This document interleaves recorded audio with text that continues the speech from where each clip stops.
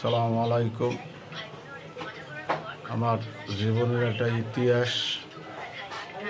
আমি প্রবাসে গেছি, যাইয়া যে দালালের দ্বারা গেছি, ওই দালালের দ্বারা যাইয়া ওই দালালে আমার যে কোম্পানির কথা বলছে, ওই কোম্পানি আমি পাইনি। না পাওয়ার পর আমার বাড়ির কাছের জাফর ফরাজের ছেলে জায়েদুল জায়েদুল ও থাকে সৌদি। পরে ওরে ফোন দিলাম। ওরে ফোন দেওয়ার পর ও আমারে বলছে যে দাদা তাই এদিকে আন, আমার দ্বারে আন। পরে ওর দ্বারে গেছি।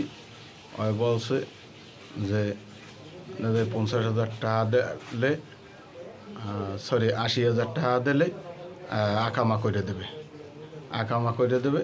50,000 টাকা নগদ দেওয়া লাগবে, আর 30,000 টাকা আকামা করে দিলে হাইয়ার পর দেবে। ও আমারে 50,000 টাকা আমি দিছি। ও আমারে নিয়ে এক জায়গায় কাজে দিয়েছে। দেওয়ার পর সে জায়গায় কোনো আকামা হয় নাই। ওই টাকা 50,000 খাইয়ে লাইছে। আর ওই সেই জায়গায় দেয়া আমি 7 মাস কাজ করছি, বেতন দেয় নাই। বেতন মালিকের কাছে চাইলে বলছে তোমার যে দিয়েছে সে টাকা নেয়। আমার লাগে বহুত এই 6 দিন লেগে ঝগড়া হয়েছে, হয়েছে। পরে আমার টাকা দেয় নাই। বহুত কষ্ট করে আমি আসালাম। পরে আমি 7 মাস সেই জায়গায় কাজ করিয়া পরে সেই জায়গায় দিয়ে বাইরে আইসা পরে বাড়ি দিয়ে টাকা পাঠাইছে, আর আমি ওই জায়গায় বয়ে খাইছি। 1 বছর পর আমি পুলিশে ধরা দিয়া পরে আমি বাংলাদেশে আসছি। আমি আমাকে বিএনপি সভাপতি নজরুল মুন্সির কাছে জানাইছি, জাকির মাতবারের জানাইছি। আমার ওয়াইফে ফাঁড়িতে মামলা করছে, আমি কোনো ফয়সালা পাইনি। তা আমার এতটুক দাবি, চরমন্তাজ ইউনিয়নবাসীর দ্বারে আমি ওর বিচার চাই, সূক্ষ্মভাবে যেন আমার টাকাটা পাই। ওর বাবার কাছে বলছি, সবার কাছে বলছি, আমার কোনো বিচার আমি পাইনি। ও আমার বেতন নিয়েও খাইছে, ও আমার এই 50,000 টাকা নিয়েও খাইছে। আসতে কোনো ফয়সালা আমি পাইনি। তা আমি কোনো প্রশাসনের দ্বারাও যাইয়ে কোনো পাইনি। আজকে এই কারণে ওই আমার জীবনটা ধ্বংস করিয়া আজকে আমার ছেলে মেয়ে নিয়ে আমি ঢাকা শহর আজকে গার্মেন্টস করিয়া বহুত কষ্ট করে চলতে আছি। তা আপনাদের কাছে আমার এই বিচারটা চাই। আসসালামু আলাইকুম।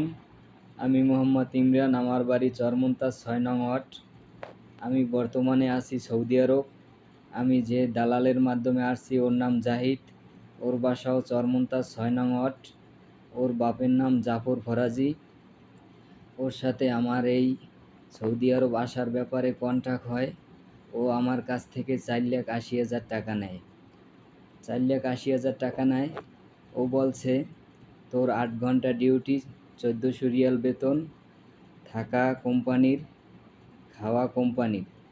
এখানে আসার পরে আমি 14 ঘন্টা ডিউটি করি, আমাকে 800 রিয়াল বেতন দেয়, খানা নিজা, থাকা কোম্পানির।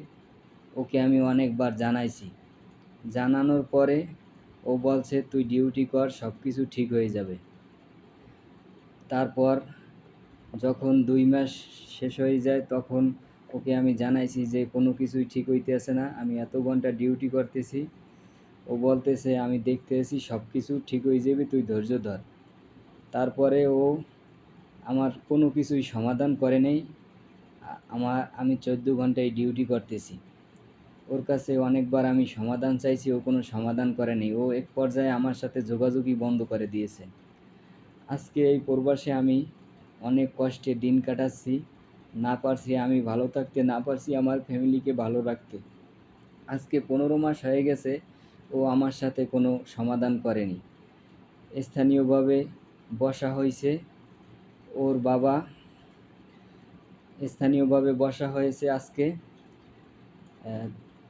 সাবেক চেয়ারম্যান এবং চরমন্তাজ সভাপতি বিএনপি।